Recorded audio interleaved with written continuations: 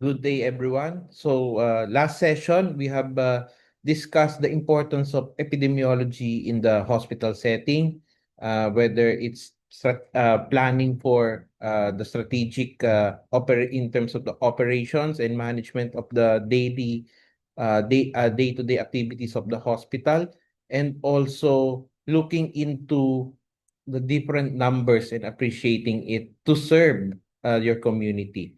But this time we'll go in a much again in a bigger setting, meaning um, the national level.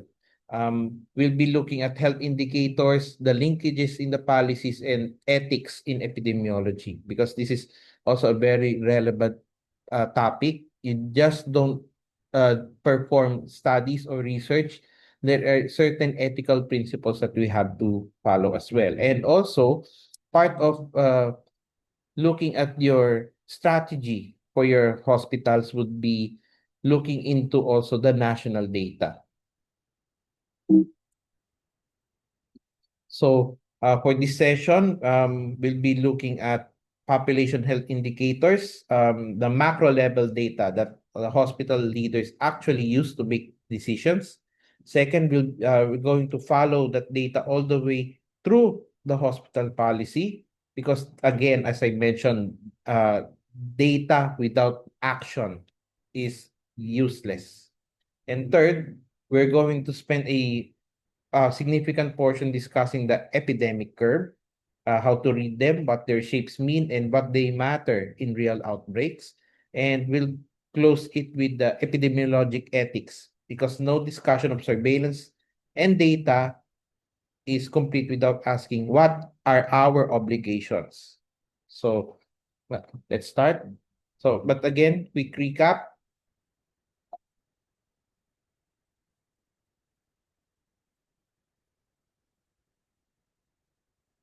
So we have established that hospital-based epidemiology applies these frameworks, the PPT model, the person, place, time model, the epidemiologic triad, the host, the agent, and the environment, the web of causation, especially within the clinical environment. So hospitals aren't just places that treat sick people. They are also part of surveillance systems. They collect data, they report data, and they're part of the public health infrastructure in order to improve the national health.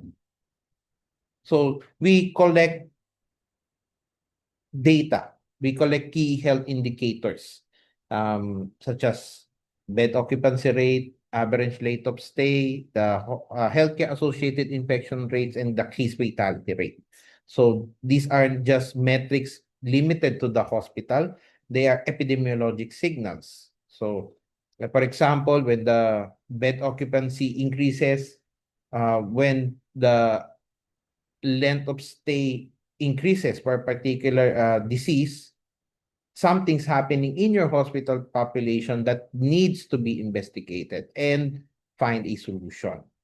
Um, Hopefully you went through the case scenario exercise, so I'll hope to see your outputs in the later time. And we also again emphasize now all of this is very important so that the hospitals can plan proactively rather than to be reactive to health events as they occur.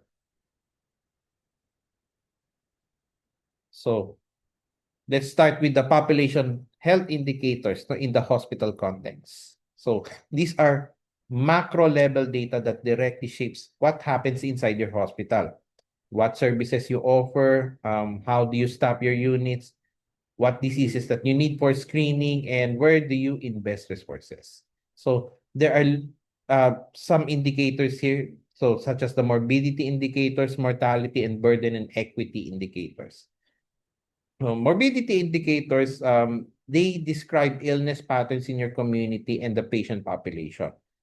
The most directly useful ones for hospital management are the incidence rates of the leading diagnoses. So pneumonia, dengue, tuberculosis, diabetes, these are very common in our country and also worldwide. If your community, for example, has a high incidence of dengue, You need dengue protocols. You need nurses that are really trained in dengue care, and important to have a adequate a supply of what is needed in terms of the medications and other supplies for the management of dengue. So that is not a reactive decision. That is part of your epidemiologic planning.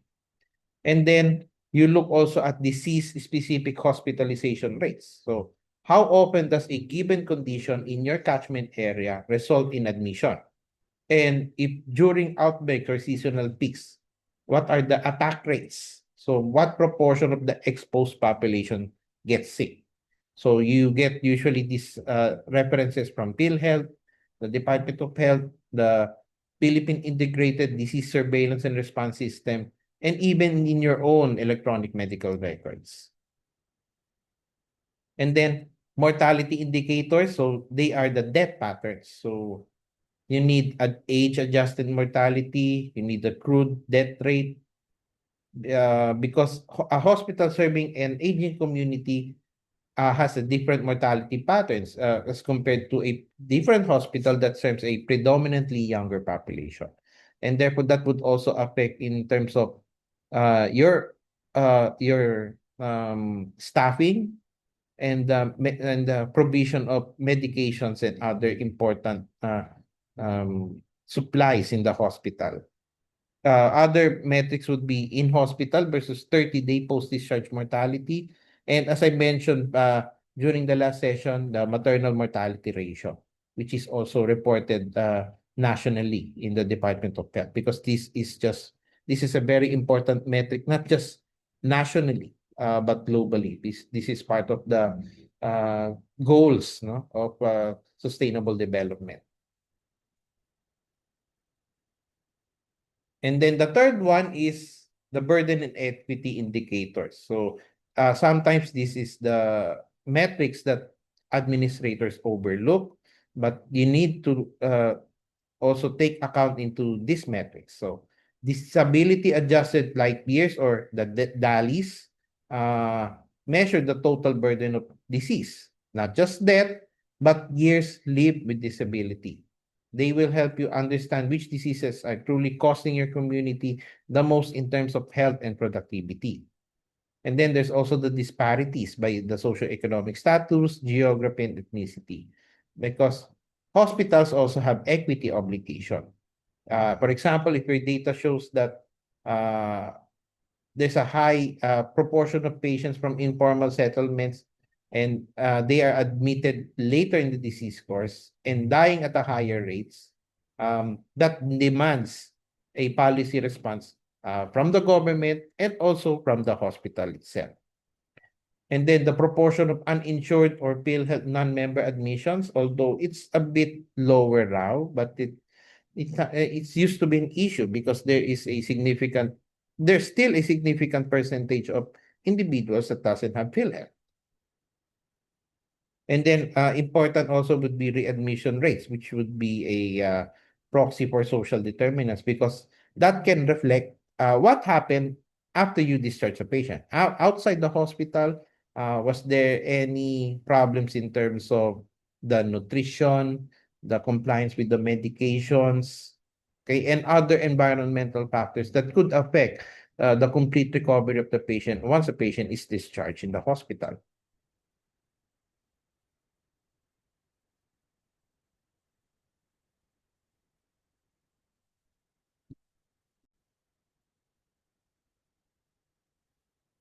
Okay, so I mentioned earlier that data is useless without action. So now, how do we link this population health data to hospital policy? So this is the graphical representation of the policy linkage, and it's where a lot of hospitals get stuck. You know, they collect data, they present it in a meeting, and then nothing changes. Why? Because the data does not automatically become a policy. So there's a process in between, and the administrators need to understand it. So let's look at these 6 steps. So it always starts with identifying the problem. Something in your data that is a red flag, so to speak. For example, an increase in the hospital-acquired infections, increasing clustering of maternal deaths in a particular months, and then overwhelming dengue admissions in the pediatric ward. So these are some problems that you have to determine based on your data that was gathered. But still, you go beyond that and you look into other data. You look into the antibiogram reports, the notifications from the PIDSR, maternal death review records. So you have to find other related records in terms of that particular problem. And after that, you have to analyze and interpret. So look at the distribution, who is affected, where, when, and why. You develop hypotheses, as I mentioned also in the last session, and test them with your data. From there, you should be able to look into what specific actions you need to start. You have to draft a policy that shouldn't be vague. It is a written protocol, and you have to also include other considerations such as resource allocation, changing of staff, commitment in terms of the procurement. So all of these should be very specific in making that particular policy and implementing it into an actionable response. And then you have to, as usual, implement and monitor. You roll out the policy. It's not optional to monitor it. It should be inbuilt. So therefore, that's part of the policy is what are the metrics you would measure in order to evaluate the effectiveness of that particular action, whether the policy is working or not. And then finally, based on that, you evaluate. Do you need also to revise or change something in the intervention or its implementation? So, for example, if the surgical site infections decrease after implementing a mandatory preoperative antibiotic prophylaxis, the policy work. But you need also to look at other factors as well, whether, for example, there's an increase in resistance of antibiotics in the surgical wards, or if there are other the adverse events, thus antibiotic-related adverse events also increase due to the routine use of antibiotics prior to the operation. So these are some examples. So like, for example, as I mentioned, if there is a high surgical site infection rate in the surgical ward, you look into the antibiogram reports and the surveillance data of the hospital-acquired infections, and you translated that into a pre-operative antibiotic prophylaxis protocol. So, it's you have to also audit or look into the ventilation system of that particular unit, because that could also be a source of infection for that particular area. So it's not just looking into what you can do with regards to the host and the agent, but here in this particular example, the environment was also looked into, and an action plan was made. A typical example now that we're in the coming wet seasons would be a seasonal dengue surge.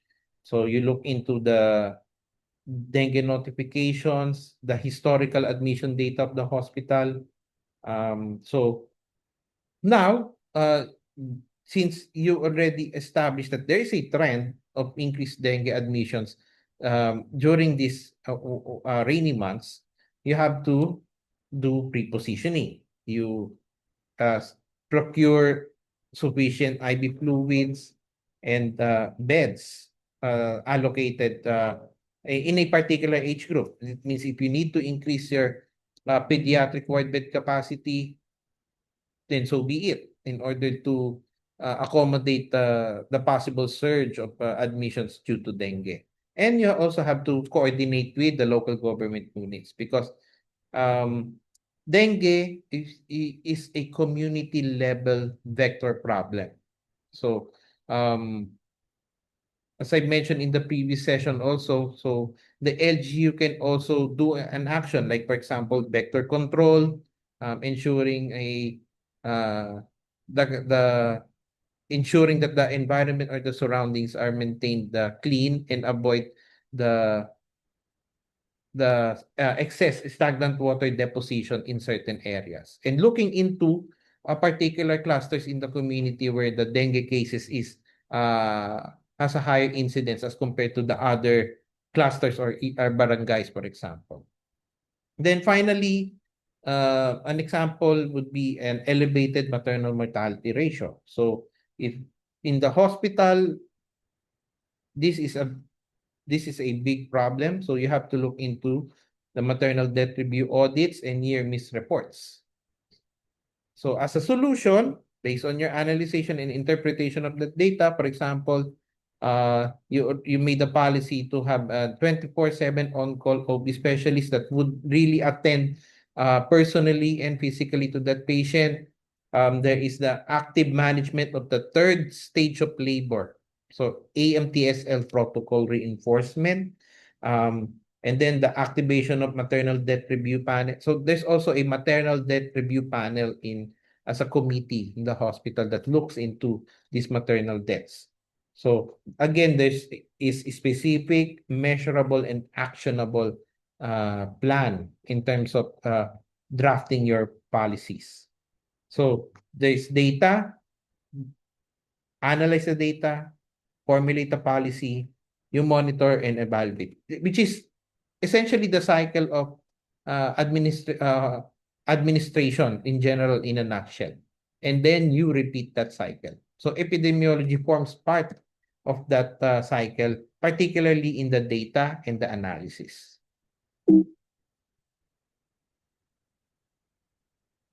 So now let's consider now the most visually powerful in the descriptive epidemiology or the epidemic curve. Epidemic curve is a histogram. It would be a bar chart usually that displays the number of cases of a disease over time. So each bar represents a particular time unit. It's either a day, an hour, or a month, depending on the particular disease that you're trying to investigate and the time frame that you're looking at.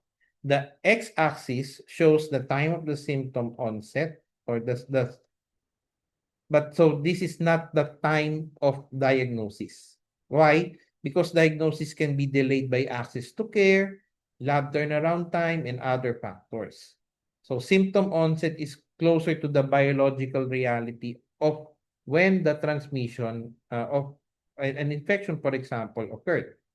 And then the y-axis showed the number of new cases in each time period. So what can we learn from this curve? So there are four things. First, you identify the likely source and mode of transmission. So is there a common source, like a contaminated food or water, or is this spreading from person to person? Second, you can estimate the incubation period. So the width of the peak corresponds to the range of incubation periods for an infection. If you know the shape of the curve, you can estimate the incubation period.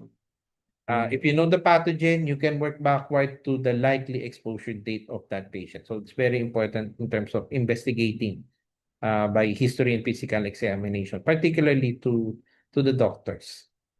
Third is whether an outbreak is still going. Is the curve still rising, or does it already leveled up or plateaued? Or is it already declining, or the incidence is falling?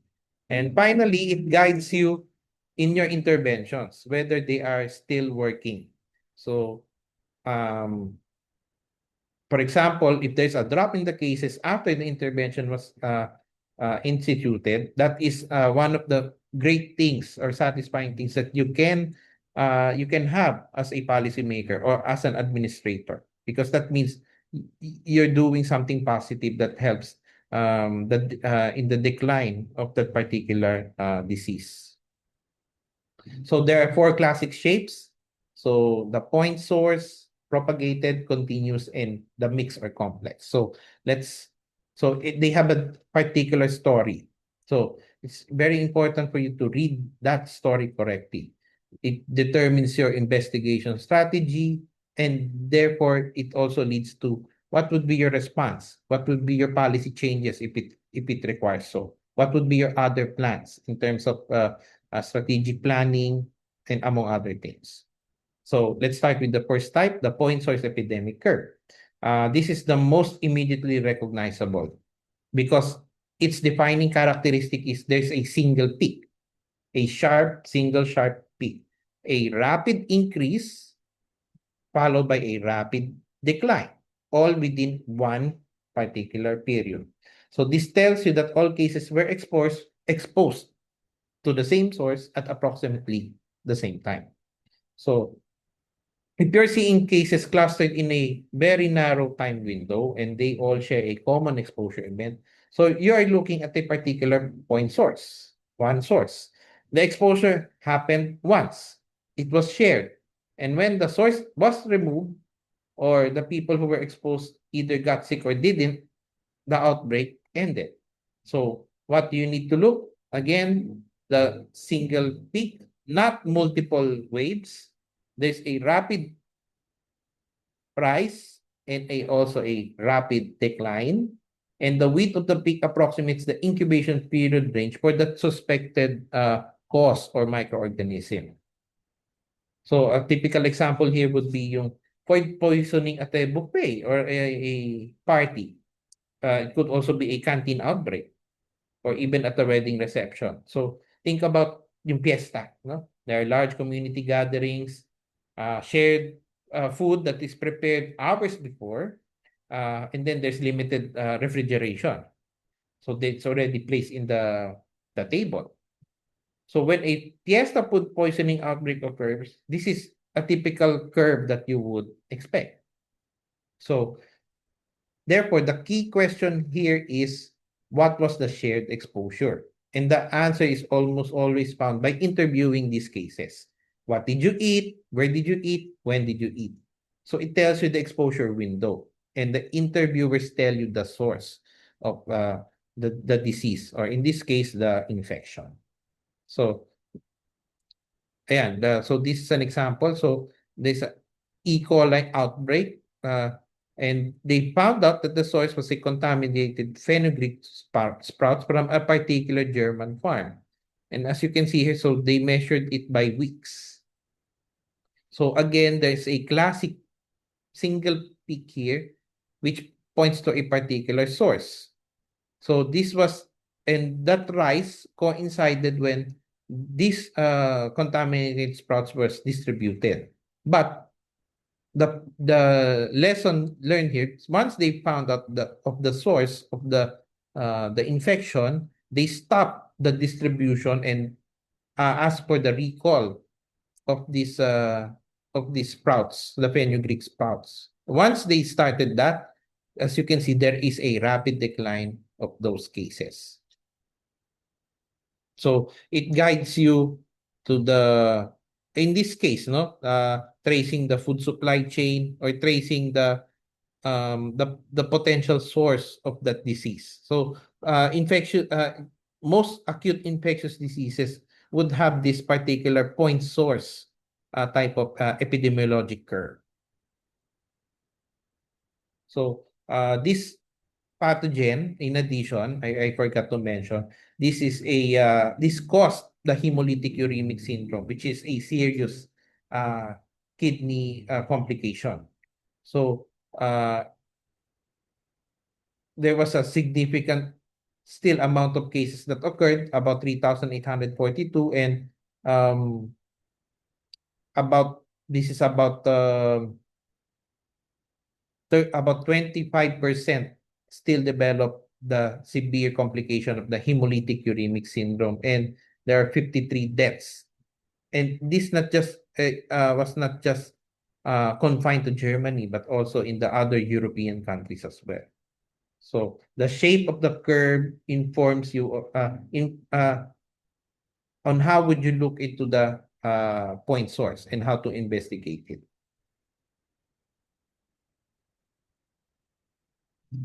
And then the second type is the person-to-person epidemiologic curve. So this is the shape that represents your typical other outbreaks. No, if the pathogen is from a person-to-person transmission. So the feature here is, as compared to the previous one wherein there's only one peak, this one could have multiple successive peaks or waves. So each peak could be one incubation period after the last. Um, this pattern reflects the chain of transmission. So the index cases, those are initially infected, they infect also a secondary wave or secondary cases. The secondary cases can infect tertiary cases. So each generation of infection, it carries another wave. So the curve, it rises much more gradually. It's not a sharp increase. There's a slower build. So the outbreak, this cycle continues, the peak, and then there's somewhat a decline, and then gradual increase again. That would happen until one of three things either happens. There could be herd immunity, meaning enough of the population is already immune because of the exposure to the infection or possibly vaccination that slows down the transmission. There were interventions that were made to break the chain, like, for example, isolation, contact tracing, or quarantine, or the susceptible population is exhausted. So, one example is if that particular infection has a um, high fatality rate, that means uh, that person when he or she dies is no longer capable of transmitting a higher number of secondary or tertiary cases. So again, what to look for, a secondary and tertiary peak, and then you have to look at gaps in between those peaks. So that means the incubation period, and there is no single shared exposure event, unlike the point source.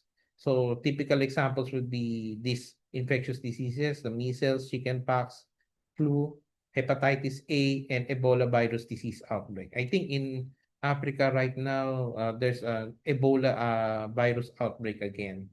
So let's look into a particular example. This one, in 2014 to 2016, wherein there is a West Africa Ebola outbreak, which was up to this point is the largest outbreak in history.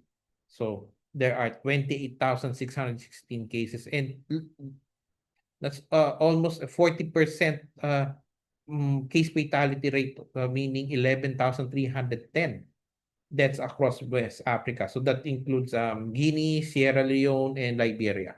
So it is not just confined to a particular country, just like in our initial example. Remember that Ebola is transmitted through direct contact with the body fluids of infected individuals.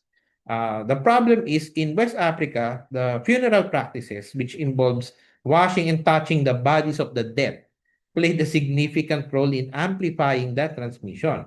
So therefore, when the family members touch these infected individuals who died from the Ebola infection, um, they don't wear the adequate protective equipment, and they are definitely affected, and they are transmitted with the disease. So as you can see, there is a gradual rise by months. No, here the time frame used is per month. There's a gradual rise through chains of transmission across the communities. Because this started in a particular rural area of Guinea in 2013, and then it peaked it around late 2014, and then it declined when contact tracing improved, and then there's isolation centers that were established, and of course the improvement management as well of the infection, and um, there are the obstacles, no, in regards to the care of these patients were addressed.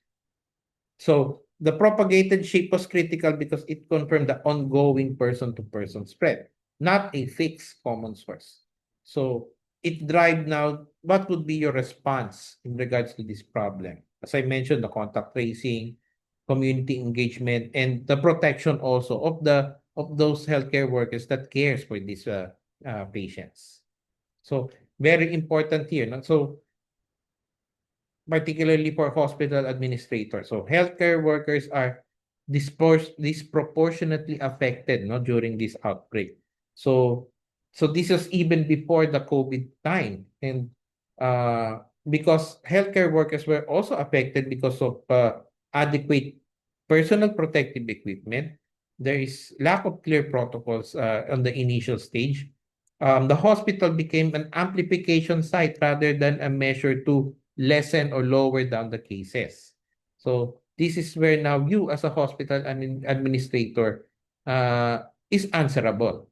And therefore, in terms of your plan and in terms of your solutions, you should be able to you should otherwise control this infection and avoid spreading it, no, from the other members of the hospital community. The third type is the continuous or the common source epidemic. This is where this is in a particular scenario when a persistent environmental or food source keeps infecting people over time. So unlike a point source where there is a single sharp peak between exposure, um, the continuous source, it is a gradual rise. There's a sustained plateau, as you can see here, and then a sudden drop when that source is finally identified, removed, or controlled. So it's very important here that the source doesn't stop contaminating. For example, if if it's from a natural water source, the water keeps flowing. If the food supply is still continuously being distributed and that is a source of the contamination, that would be a problem. So people are being continually exposed. So new cases are emerging until someone finds the source and blocks it or turns it off. So again, what to look for? Again, a gradual increase in the cases. There's a plateau, meaning a consistent, more or less consistent number of new cases that would span over days, weeks, or even months. And then a sudden fall that would coincide at the time after a solution or the source is already controlled. There's a wide age and geographic distribution because um, environmental sources doesn't target a specific group. It can target all groups. So let's look for an example here. So yeah, a contaminated water supply, no, in Canada, in Walkerton, Canada, um, from a cooling tower or air conditioning system. Sorry. Going back. So an example pala here, yan, yung contaminated water supply that could lead to cholera or typhoid. And then the Legionnaire's disease from the air conditioning system. And then lead poisoning from the plumbing because there are some pipes during the previous time that is usually made lined with lead. So you have to think of these possible sources, no, as that would explain the increase of some of these infectious diseases. So you have to do environmental sampling. You have to check the food supply if it's a foodborne disease. What is the source of aerosolization in a Legionella case? So it tells you to look for something ongoing and most likely an environmental source. And it's not a single event. It's not even a person to person. It did not come from another individual, but rather from the surroundings. So now going to the example in Walkerton, Canada. So there was a E. coli and Campylobacter outbreak in 2000. So after a heavy rainfall at around May, there's an agricultural runoff that contaminated a municipal well in Walkerton. The population here is about 5,000 people. The well operator who was responsible for chlorinating the water supply did not do it adequately. The chlorination is very important as part of water purification procedures. The problem is that the operator did not report it to the health authorities.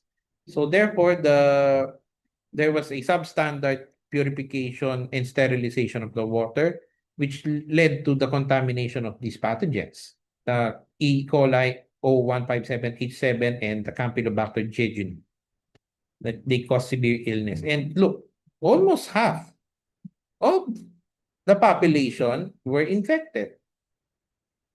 So nearly half the town. And the fortunate part is there's a small case fatality rate. 7 died. But again, if you just don't look numbers, even if it's 7, 100, or even 2,000.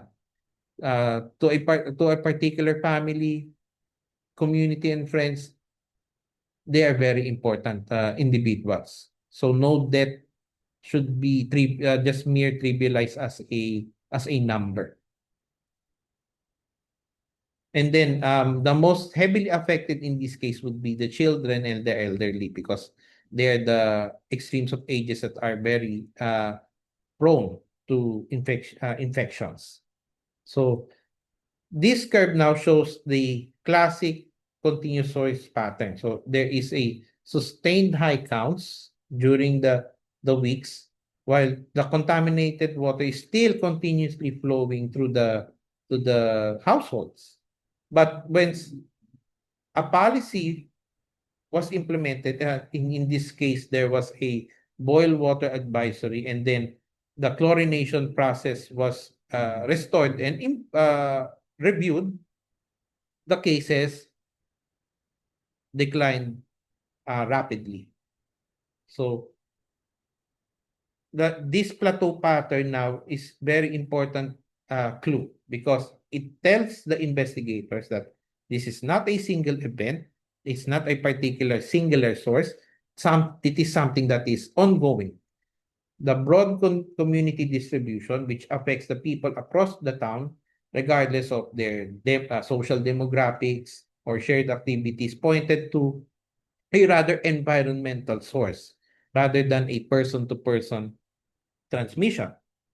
So in a town where nearly everyone drinks the same water, so the obvious choice or the obvious suspect here would be a contamination in the water supply. So what happened here was there was an inquiry that happened. But it shows not just a technical failure in terms of the chlorination, but an institutional and regulatory failure. So the lesson here would be water safety is a hospital concern. Remember, hospitals, even if you get water from the utilities, you still have your own water distribution systems. So you need to determine, for example, if a waterborne contamination is already occurring within your hospital, because that could cause increase or sustained increase of cases due to that particular factor.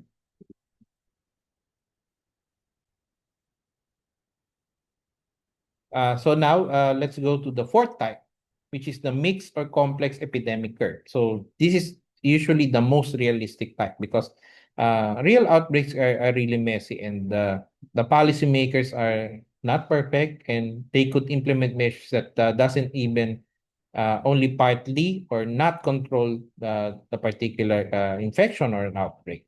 So what is the characteristic of a mixed or complex curve? So it begins usually as a point source. So you would see here, there's a sharp peak from a common exposure event.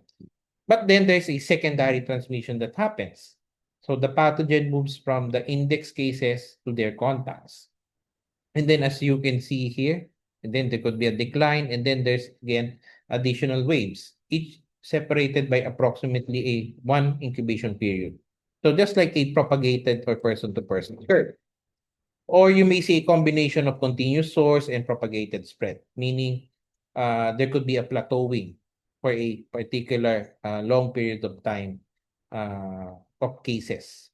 So therefore, what makes it much more complicated is you have to investigate multiple sources simultaneously.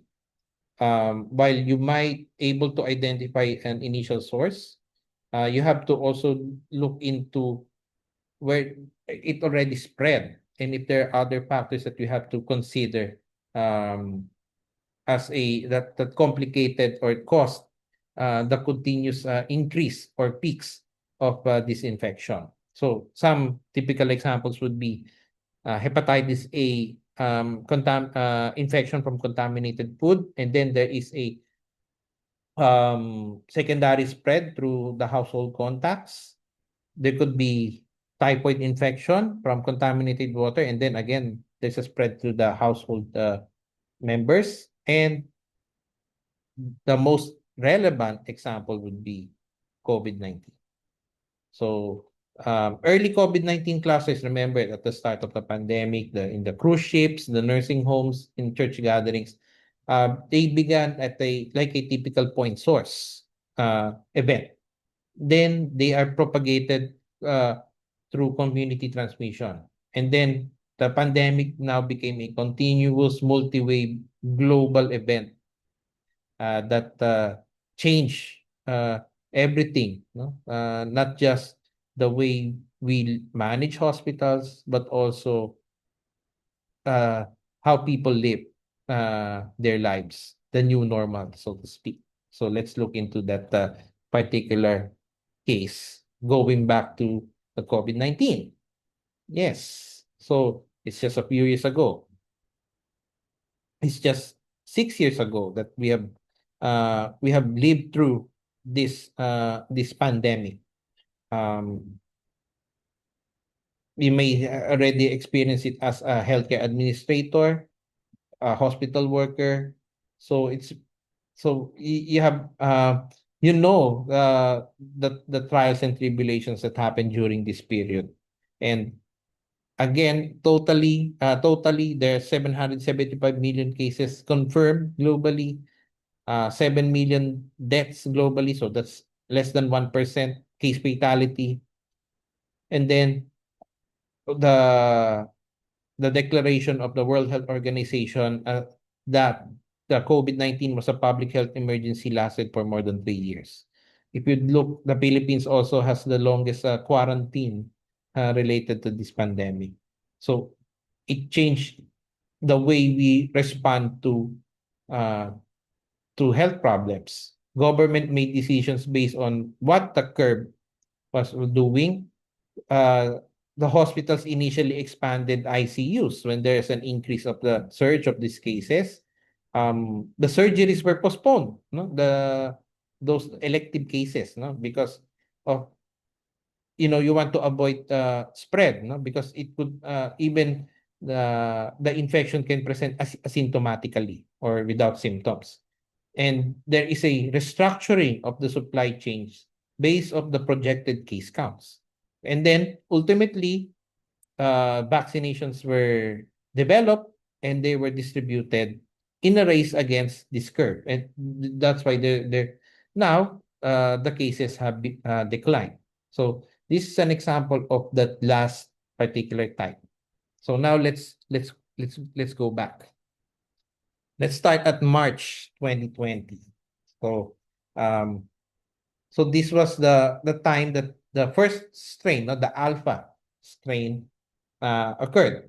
So since there's no herd immunity to think of, we're still not familiar with the virulence and the pathogen characteristics of this virus. So there was an exponential rise, as you can see, from March to April. Um, there is no vaccines, no proven treatments. So, but there is a rapid person-to-person spread, which there is a which was exponential in nature. No? In the Philippines, they say that the number of cases was was very slow and not exponential. Well, it could be due to the the community quarantine that was instituted by the government, the travel ban. So international travel was also put to halt, no, because of COVID-19. And then but as you can see, there's still that plateau of cases, meaning there's still a continuous transmission that's happening.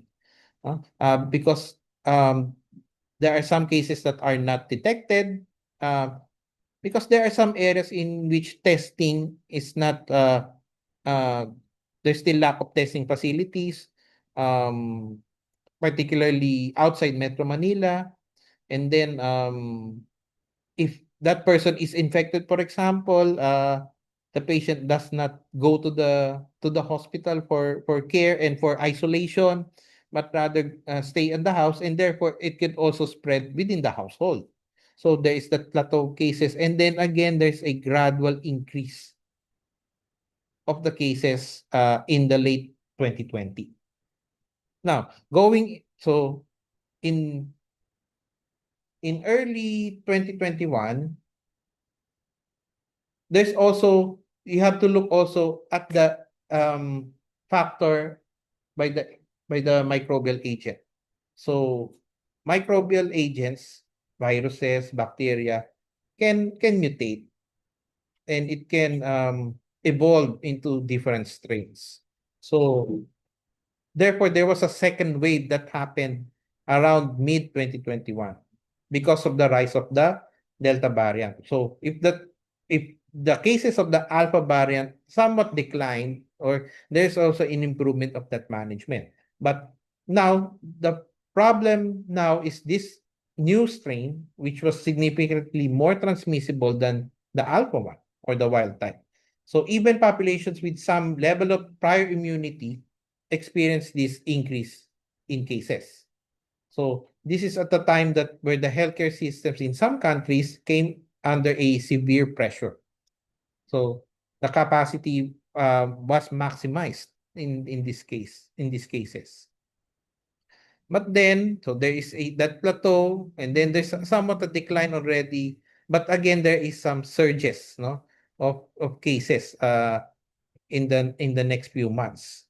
And then now at late 2021, a new strain occurs, the Omicron surge. So this now, as you can see, there's now a significant increase of new cases during the Omicron surge. Because that strain is far more transmissible than the previous two variants. However, this is very critical. The case fatality at this point was lower because at this point in some Western countries, vaccine has already started to roll out. So there's now intrinsic differences in the pathogenicity of that variant. So as you can see here, the curve does not fall into the three types. So this pandemic was not a single event. It was a series of events which were shaped by the evolution of the strain or the variants, the immunity of a particular population, and the human behavior and response to the pandemic. So let's again go through the timelines here, no? So in the first exposure, no? So there's no population immunity, there's rapid person to person spread. So it triggered lockdowns, border closures, the surge planning of the hospitals, ordering of the personal protective equipment, and increase in ICU capacity. So this is now the term, the flattening the curve became a buzzword from the health department in order to slow the rise of the cases, to keep it below the hospital or the healthcare capacity. But what the curve show was that again during between the first 2 years, there is a propagated epidemic pattern. So there are multiple waves, and they are driven by the development of the new strains or the new variants with higher transmissibility. So this led to yung vaccine rollouts, booster programs, and then shifting of non-urgent surgeries to those with uh, to what's this to avoid no elective surgeries as possible to free up the hospital capacity and prioritize for COVID patients. And then Omicron surge is very important because this was the highest global case, the new global case counts, although the case fatality become much lower. So therefore, what happened was there's the protocol shifted from focus from mortality to healthcare worker shortage management. And then the isolation guidelines that was initially planned was updated and revised. And of course, there's a vaccination of the healthcare workers. And then gradually, during 2023, there's already that gradual plateau and decline. So now, from a pandemic to epidemic, it becomes endemic.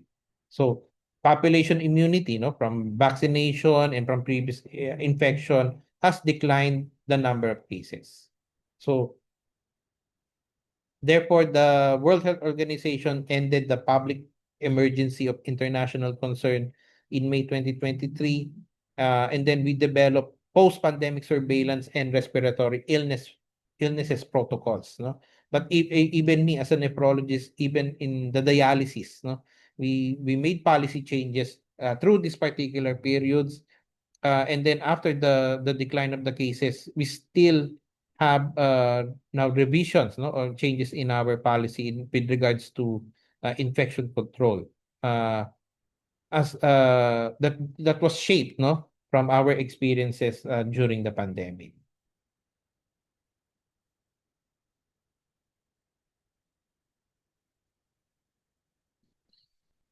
So now looking at our local response. So again, the extended community quarantine in March 2020, the surge in the 20 in March and April 2021, when there's an NCR plus lockdown, the Delta variant again peak, which led to a near collapse of our healthcare system, and then the Omicron surge, which is the largest single month surge. So as you can see, there's a multi-wave propagated epidemic with a variant-driven re-amplification that caused the increase of these cases.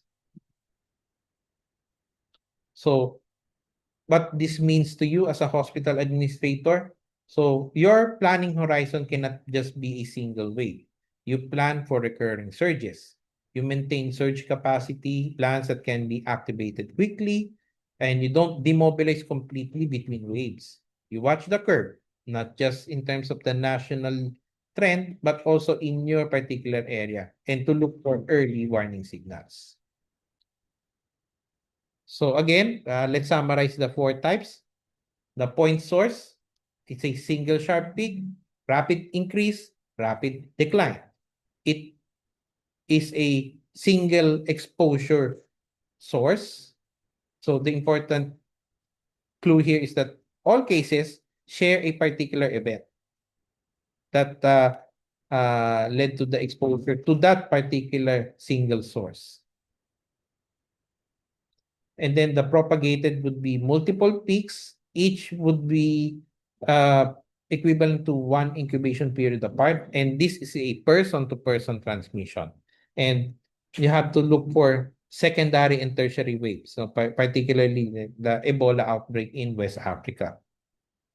For continuous, the increase is much gradual, and then there is a plateau period wherein uh, the cases are relatively maintained higher in a specific period of time, and then there's an abrupt decline of the cases.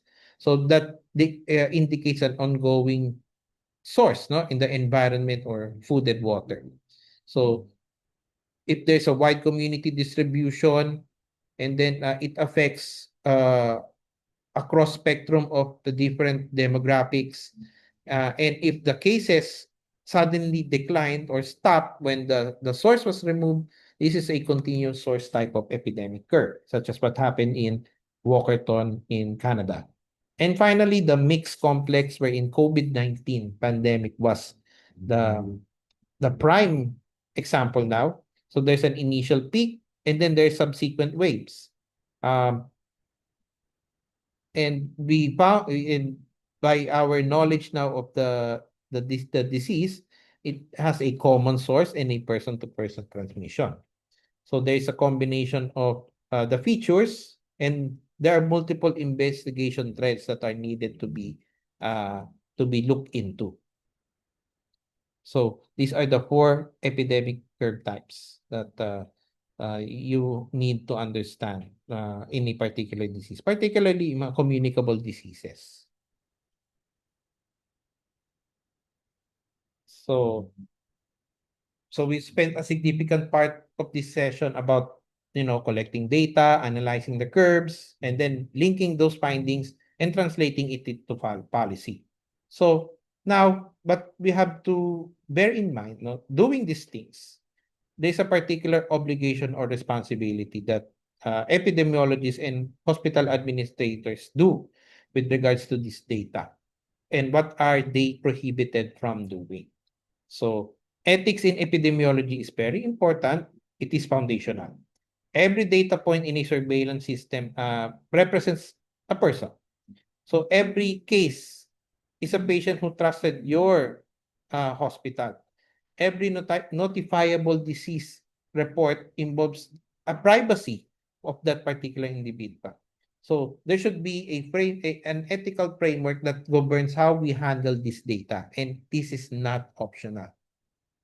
So there are, again, if you, I think this is already a review, and you already know these ethical concepts. The first one would be beneficence. So the epidemiologic methods or the surveillance tools must aim to benefit individuals and communities. The hospital surveillance programs exist to improve patient outcomes.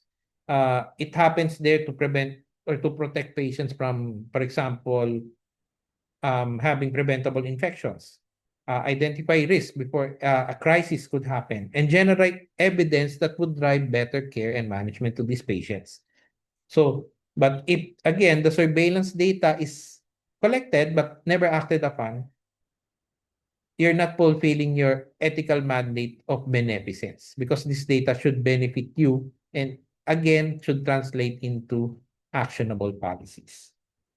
The second is non-maleficence, avoiding harm. No? So I think across all the medical community, no? Not just for the physicians, but also for the allied medical health professionals, do no harm is a very important tenet that we live on.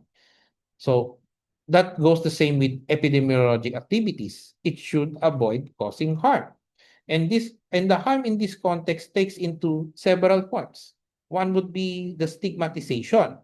No? So um, at the start of the COVID-19, di ba, there was some sort of discrimination, no, of those patients infected with COVID-19. Um, and there was sort of initially racial undertones that happened, no, particularly in the US and Western countries, no. The Asians felt the burden, no, of the stigmatization of COVID-19. And then premature reporting without verification is harm. So therefore, you really have to be sure that that that that disease that should be reported, or there is a mandatory notification, you should be sure that this case is really that the disease definition should really fall into that particular individual or patient. And then there could be discriminatory policies also based on the epidemiologic data. So that is also harmful because you're restricting access of care to particular populations. So that is violating also the principle of non-maleficence. Third is autonomy and consent. So there's the right to privacy, the right to be informed at how their data is used.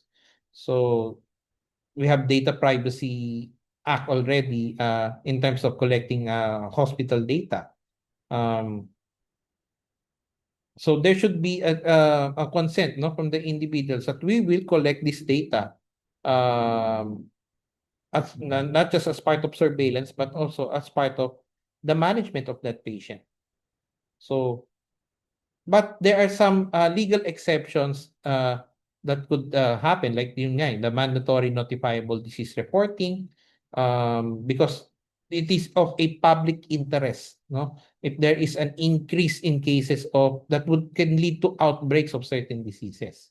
But again, these exemptions must be legally grounded and clearly defined.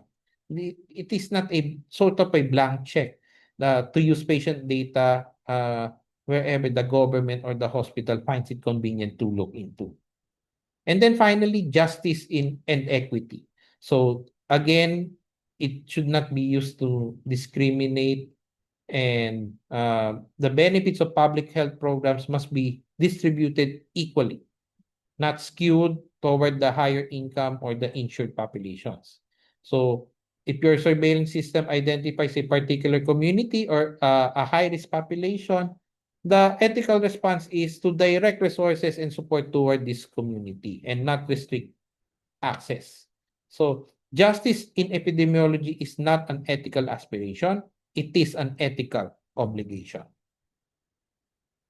So now applying it now to the hospital. So let's look into these scenarios.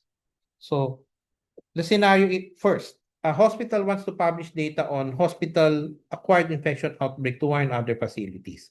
However, the patients that were infected were not individually informed. Uh, while this is a reasonable impulse, so that you would alert other hospitals to avoid infections from increasing also in their institutions. But again, the privacy might be violated. So now how we should be able to anonymize data and obtain appropriate clearances before publication.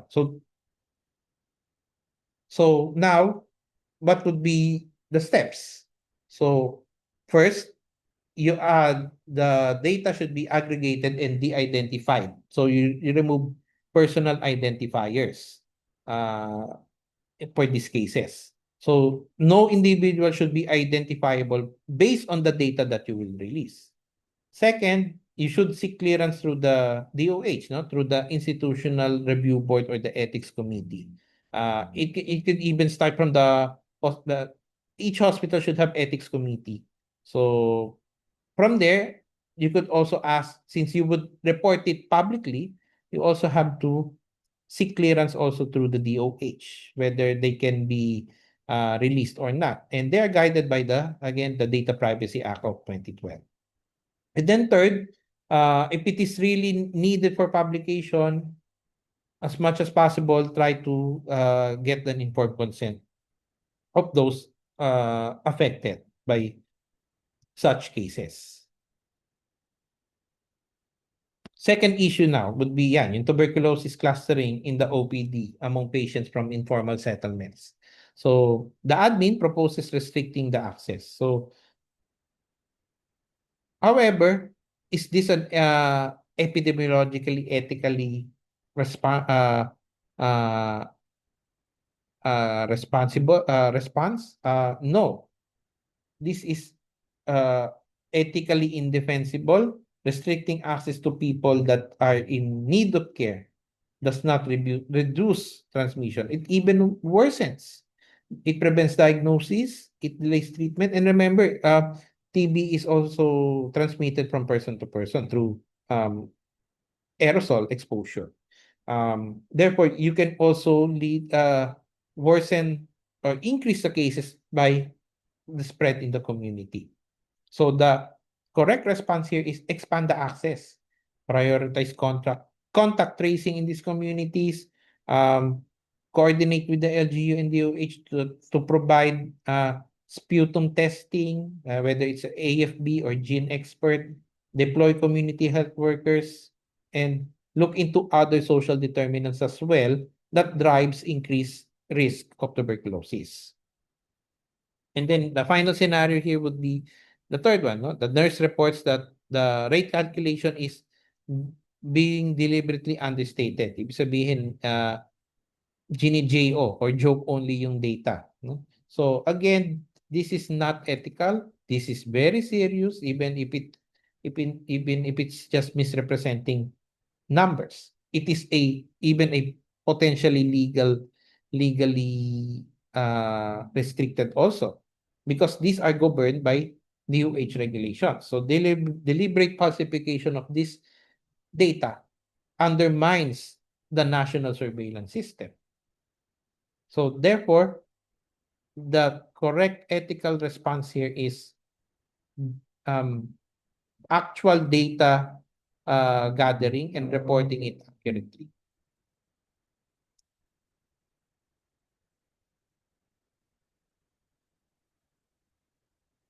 And then when we can look now based on those three scenarios, so they can be approached through different frameworks. So as an administrator, you won't always be in a context where there's a clear right answer. You'll be navigating competing values, institutional pressures, and legal obligations at the same time. So there are different frameworks wherein you can um, uh, create your solution or policy based on a particular scenario. So the first one would be utilitarianism. So for short, what produces the greatest good for the greatest number? So it justifies mandatory notifiable disease reporting even if it inconveniences individual patients. As long as they're not identified specifically. You should take note of that. So the public benefit of the early outbreak detection outweighs the preference of the individual for privacy. But again, yun nga, no, there's still a certain privacy is in such that they are not named in particular when this data is reported to the public. But at the same time, you have to notify the community and the others so that there could be a control of for example of an infectious disease. Second one is deontology or the Kantian ethics. So it answers the question what duties and rights are non-negotiable regardless of the consequences. So here in this case, it upholds the patient confidentiality and informed consent, as duties cannot be waived merely because they're inconvenient. So even if publishing identifiable patient data would be very useful for public health, you cannot do it without consent. So that was what I'm mentioning earlier. Principalism. So again, the beneficence, maleficence, autonomy, and justice were they respected. And this is a standard framework in terms of looking into bioethical solutions. And this one you will encounter in hospital scenarios. It doesn't prioritize one principle over the other. It asks whether each is being honored, and when they conflict, it requires the deliberation on how to balance these principles. Communitarian is sort of utilitarian also, but it particularly answers the question what serves the health of the community and not just the individuals. So it supports community level intervention. So quarantine, case finding, restrictions when there is a documented epidemiologic threat. It acknowledges that individual rights sometimes yield to community welfare in public health emergencies. And then finally, yung rights-based approach. No? So are patients' rights to privacy, dignity, and non-discrimination protected? So it prevents the stigmatization of these disease groups and ensures that the epidemiologic findings are never used to deny access to care or services. So you can As an administrator, you can use all of these frameworks open simultaneously. You don't just pick one and apply it rigidly. You have to be aware of what each framework highlights and to ensure that there's no critical consideration that is being ignored. So now, in summary, again, we look into the population health indicators, which are epidemiologic lens through which you, as an administrator, see the burden of the disease in the community. Morbidity indicators, mortality indicators, and burden equity indicators tells you who is sick, how they're dying, and who is being left behind. The path from the epidemiologic data to the policy is not automatic. It requires a deliberate systematic process by identifying the data, getting the data, analyzing it, and interpreting it, drafting a policy, and then most importantly, monitor, evaluate, and response. And this becomes a cycle. And when you do that as an administrator, you're an epidemiologically informed hospital, and you're being proactive, no, in those situations. We look into the epidemic curve, and the shape is the message. A single sharp peak points you to a common source, a single exposure. Multiple waves looks at person-to-person transmission and directs you toward contact tracing. A sustained plateau with an abrupt decrease points you to an ongoing environmental or food source that is now discovered and being controlled. A complex combination, meanwhile, requires multiple investigation threads simultaneously. So that the multiple complex type is best exemplified during the COVID-19 pandemic. It defied the simple classification of the curve because it began at propagated clusters, it became a multi-wave epidemic, but eventually it becomes endemic. So it demonstrates how curves change, no, with the host factors, in this case the organism factors because of the changing of the variants, the interventions that we've made, and the development subsequently of immunity. So COVID-19 demonstrated all of this in real time. It was the most consequential multi-wave epidemic in this century, hopefully. In the Philippine experience, each with its own characteristics and each requiring a different operational response, is a case study that we should again understand deeply. And then ethics are non-negotiable. So beneficence, non-maleficence, autonomy, and justice must govern every epidemiologic activity in hospital settings. They are not soft principles. They have legal and professional dimensions that we should follow. Transparency and integrity are obligations also, and they are not optional.